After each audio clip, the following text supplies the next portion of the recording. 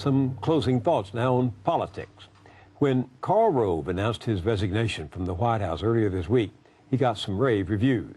Here's a sample circulating on the internet. We should be congratulating Karl Rove for a long, successful run. This is a guy who elected a president twice, who's known as one of the most brilliant political activists of our time. If you've ever talked to him, he's almost like blinders on. He looks right in the eye, and he talks faster than I do, really fast, right in your face, totally intent on you.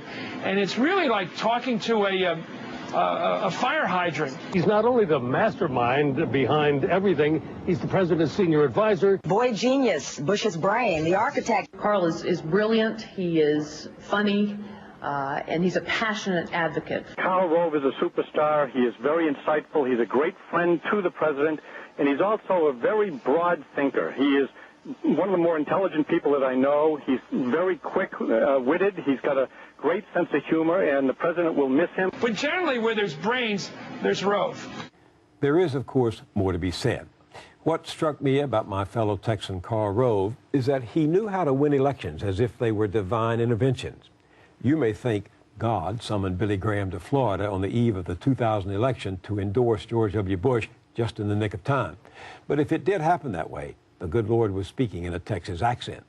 Karl Rove figured out a long time ago that the way to take an intellectually incurious, draft-averse, naughty playboy in a flight jacket with chewing tobacco in his back pocket and make him governor of Texas was to sell him as God's anointed in a state where preachers and televangelists outnumber even oil derricks and jackrabbits.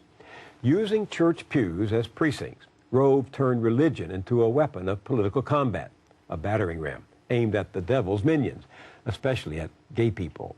It's so easy, as Karl knew, to scapegoat people you outnumber. And if God is love, as rumor has it, Rove knew in politics to bet on fear and loathing. Never mind that in stroking the basest bigotry of true believers, you coarsen both politics and religion.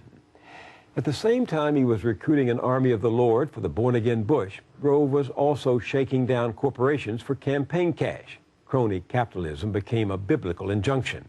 Greed and God won 4 elections in a row, twice in the Lone Star State and twice again in the nation at large. But the result has been to leave Texas under the thumb of big money with huge holes ripped in its social contract and the U.S. government in shambles, paralyzed, polarized, and mired in war, debt, and corruption. Rove himself is deeply enmeshed in some of the scandals being investigated as we speak, including those missing emails that could tell us who turned the Attorney General of the United States into a partisan sock puppet. Rove is riding out of Dodge City as the posse rides in.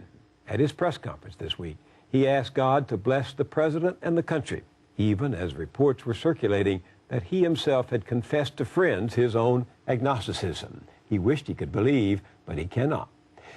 That kind of intellectual honesty is to be admired, but you have to wonder how all those folks on the Christian right must feel discovering they were used for partisan reasons by a skeptic, a secular manipulator. On his last play of the game, all Karl Rove had to offer them was a Hail Mary pass while telling himself there's no one there to catch it.